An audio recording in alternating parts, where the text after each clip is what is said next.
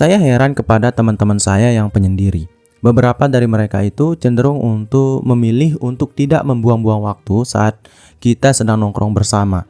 Jadi ada beberapa teman di dalam lingkungan saya itu ya lebih memilih untuk menyendiri kadang-kadang, dan saat mereka bersama kami bergaul dan nongkrong, kadang mereka memberikan banyak sekali ide-ide yang cemerlang untuk dilakukan agar waktu yang kita habiskan bersama menjadi lebih bermakna dan juga tidak sia-sia.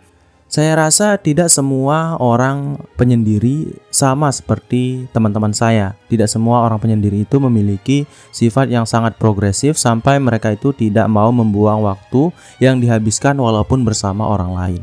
Dan di sini saya penasaran, apakah ini memang sebuah kebiasaan yang dimiliki oleh penyendiri atau memang ini adalah sesuatu yang hanya teman-teman saya yang miliki. Jadi saya mencoba untuk meneliti lebih jauh tentang hal ini sampai saya memiliki banyak sekali deduksi-deduksi yang muncul di dalam kepala saya yang saya coba untuk sharing di sini bersama kalian. Di mana saya rasa memang penyendiri itu memiliki kemungkinan yang lebih besar dan lebih tinggi untuk menjadi orang yang lebih progresif dalam hidup mereka. Karena biasanya mereka itu adalah orang yang cenderung untuk menghabiskan waktu mereka sendiri. Tentu saja mereka itu bisa memiliki pemikiran yang lebih berbeda dan selalu ingin berkembang dalam ranah tertentu kalau mereka menyendiri dengan alasan mereka itu menyendiri karena itulah kepribadian mereka, bukan karena mereka menyendiri dengan alasan ya ada banyak masalah dalam hidup mereka atau sebagainya gitu. Jadi orang-orang yang memang memiliki kepribadian sebagai seorang penyendiri, memang saya lihat memiliki inspirasi yang sangat banyak dalam diri mereka dan ide-ide yang cemerlang bahkan. Apalagi didorong oleh kecenderungan mereka untuk memiliki sifat yang sangat progresif dalam hidup mereka. Jadi di sini saya akan mencoba untuk mengupas semua itu untuk bisa membuat kamu yang penyendiri menjadi orang yang lebih bersemangat dalam menjalani hidup dan semakin progresif daripada ya sebelumnya. Kemudian bagi kamu yang memiliki teman seorang penyendiri, kamu bisa paham gitu alasan-alasan kenapa mereka itu memiliki kepribadian yang mereka tunjukkan kepada kamu saat ini. Jadi di sini saya sudah mengumpulkan 7 alasan kenapa penyendiri selalu penuh inspirasi yang mungkin tidak kamu ketahui. Dan tanpa berlama-lama lagi kita langsung saja ke alasan yang pertama, yaitu adalah refleksi diri. Jadi seorang penyendiri memiliki banyak sekali inspirasi di dalam diri mereka karena mereka itu lebih banyak berpikir tentang esensi diri mereka. Mereka itu lebih banyak melakukan refleksi terhadap diri mereka dan memikirkan tentang apa yang lebih penting dalam hidup mereka dan apa yang harus mereka hindari dalam hidup mereka. Mereka bisa memiliki lebih banyak waktu untuk mengolah semua informasi yang mereka dapatkan dari luar diri mereka. Misalnya, seperti apa sih tujuan mereka hidup dan apa sih yang harus dilakukan untuk mencapai tujuan-tujuan yang ada di dalam hidup mereka.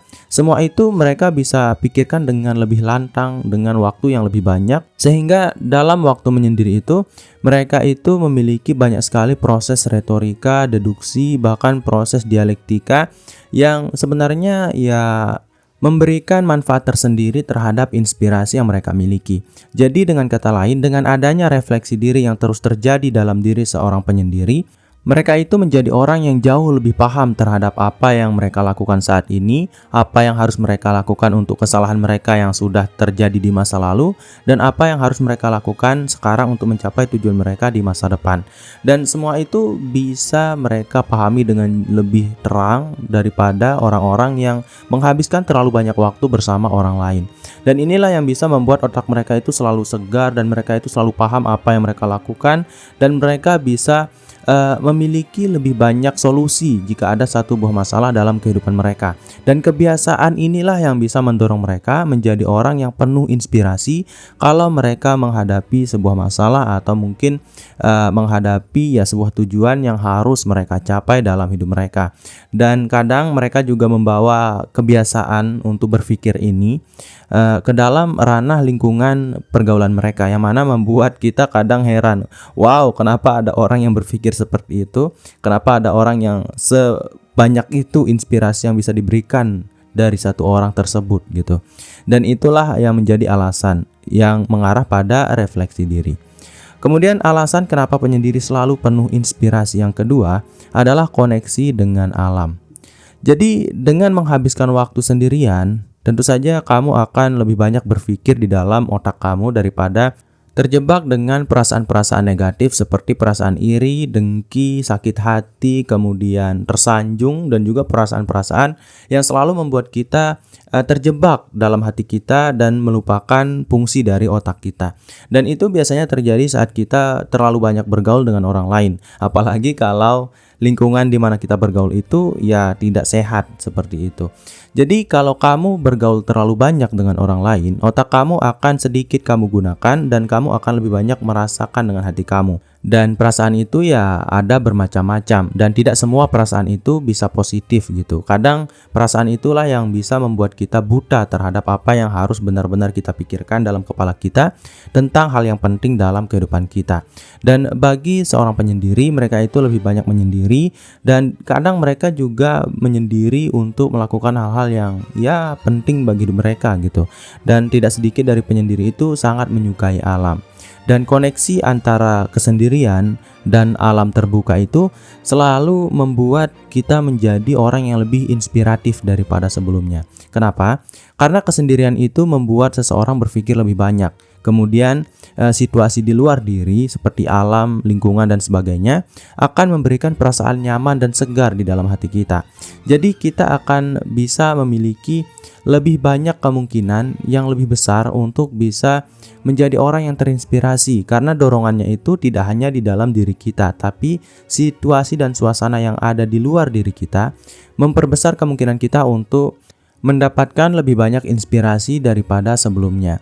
Ya, kalau kamu adalah orang yang tidak penyendiri tapi kamu ingin mendapatkan inspirasi yang lebih banyak untuk menyelesaikan masalah mungkin atau mungkin untuk mengerjakan sebuah tugas, kamu bisa mencoba untuk keluar ke alam, duduk di rumput, kemudian ya sendirian gak masalah, bersama 1-2 orang teman gak masalah, tapi lebih baik sendirian. Kemudian di situ kamu luangkanlah semua aspek dalam hidup kamu ke dalam suasana yang sedang kamu rasakan. Dan saat kamu merasa tenang karena kamu berada di alam, otak kamu akan lebih segar untuk berpikir tentang ide-ide yang sebelumnya mungkin belum pernah kamu pikirkan untuk menyelesaikan masalah yang kamu hadapi.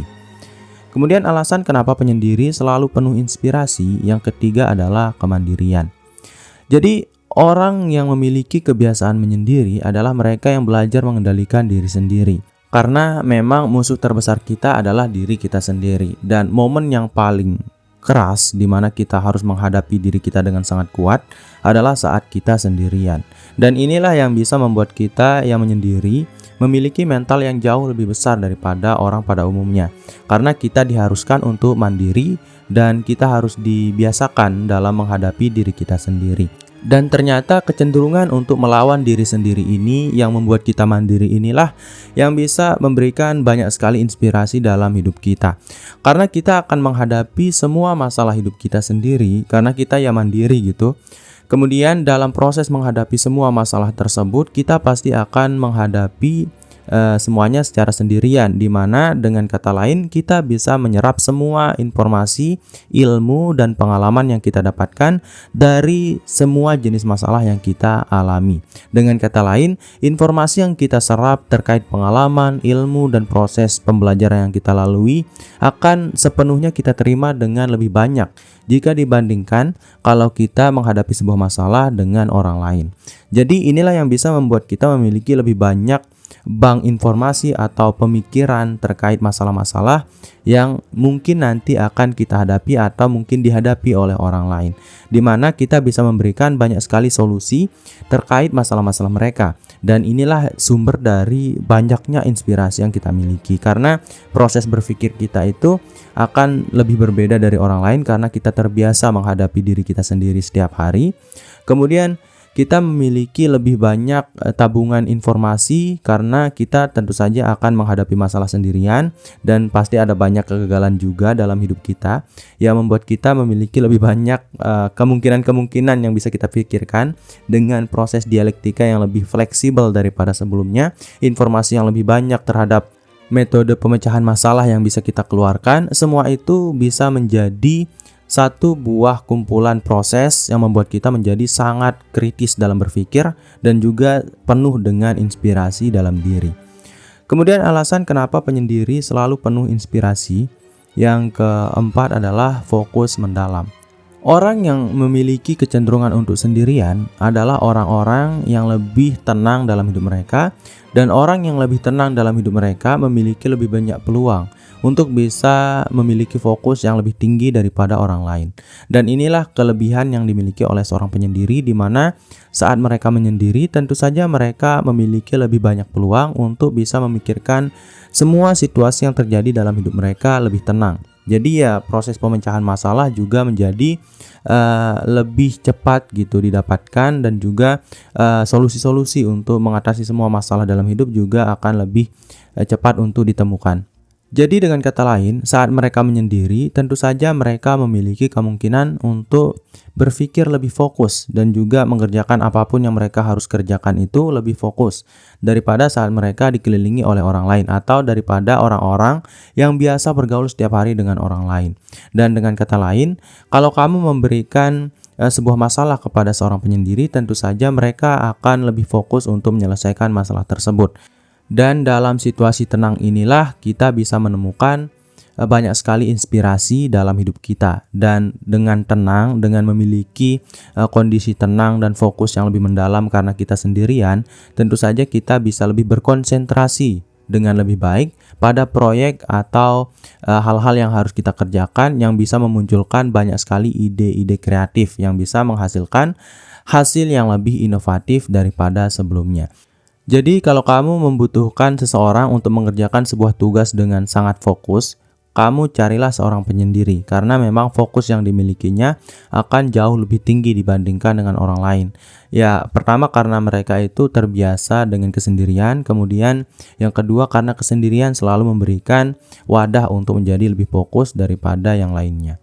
Kemudian alasan kenapa penyendiri selalu penuh inspirasi, yang kelima adalah pengalaman emosional. Kesendirian seringkali mengundang pengalaman emosional yang mendalam, yang dapat menjadi sumber inspirasi bagi karya seni atau tulisan.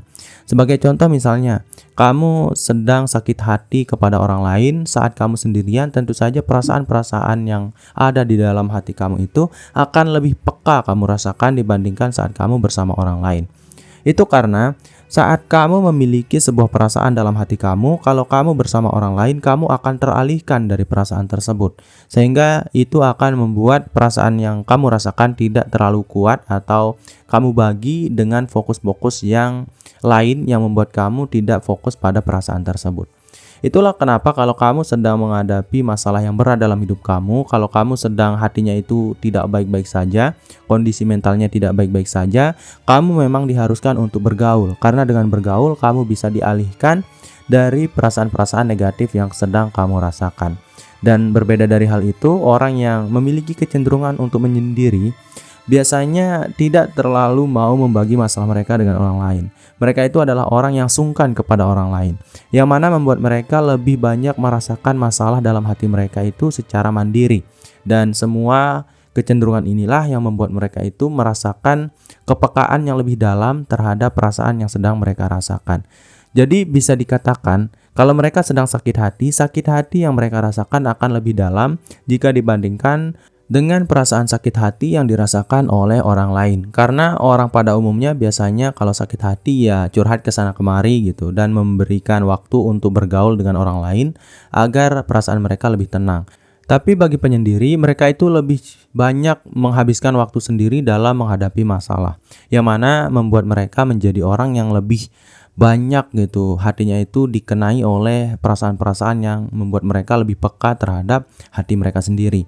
Jadi kalau ada masalah, hati mereka pasti sangat peka terhadap perasaan tersebut, yang mana semua perasaan-perasaan yang muncul dalam benak mereka yang mereka harus lalui sendiri secara mandiri, dengan perasaan yang lebih kuat daripada yang seharusnya karena tidak ada orang untuk mengalihkan perasaan tersebut, tentu saja membuat mereka itu menjadi orang yang jauh lebih kreatif daripada orang lain. Itu karena memang kreativitas itu tidak hanya datang dari pikiran seseorang, tapi juga bagaimana mereka melalui kehidupan mereka dengan perasaan-perasaan pahit dan juga pengalaman-pengalaman yang tidak menyenangkan dalam hidup mereka, bahkan perasaan dan pengalaman yang sangat membahagiakan dalam hidup mereka. Semua akumulasi proses perasaan yang sangat mendalam inilah yang bisa membuat seorang penyendiri memiliki emosi yang lebih peka yang membuat mereka menjadi orang yang lebih kreatif dalam meluangkan atau menumpahkan semua jenis perasaan yang mereka rasakan dalam hati mereka. Karena memang tidak semua penyendiri itu adalah pemikir yang kritis. Beberapa penyendiri memang kreatif dalam mencurahkan perasaan yang mereka rasakan saat ini. Kemudian alasan kenapa penyendiri selalu penuh dengan inspirasi, yang keenam adalah kreativitas tanpa batas. Jadi dalam kesendirian mereka itu dapat berfantasi dan berpikir di luar batas sosial. Jadi dalam lingkungan sosial kita memiliki banyak sekali kata-kata yang tidak bisa kita sampaikan kepada orang lain, yang hanya bisa kita pikirkan, tapi bagaimana kita berpikir dan berimajinasi biasanya dibatasi oleh bagaimana kita bersosial setiap harinya kepada orang. Jadi dengan kata lain, tanpa adanya batasan sosial ini, saat kamu seorang penyendiri itu lebih banyak menyendiri, tentu saja kamu akan lebih bebas berpikir dan berfantasi terhadap apapun yang kamu inginkan. Dan ini sebenarnya memiliki dua sisi yang sangat bertolak belakang, ada sisi positif, ada sisi negatif. Tapi dalam sisi positifnya, kamu bebas berpikir tentang banyak sekali hal yang mungkin tidak pernah dipikirkan oleh teman-teman kamu, oleh orang-orang yang ada di sekeliling kamu dan sebagainya. Dan terlepasnya kamu dari batasan sosial ini dalam berimajinasi bisa membuat kamu menciptakan hal-hal yang berbeda dari orang lain. Karena memang kalau kamu ingin menghasilkan sesuatu yang berbeda, kamu harus berpikir secara berbeda. Dan inilah yang diterapkan oleh seorang penyendiri. Karena memang kebiasaan mereka untuk menyendiri dan tanpa adanya batasan sosial membuat mereka berpikir lebih luas dan lebih bebas dalam pikiran mereka, sehingga mereka bisa memunculkan ide-ide yang tidak pernah dipikirkan oleh orang lain. Tapi tetap ya ada dampak negatifnya juga.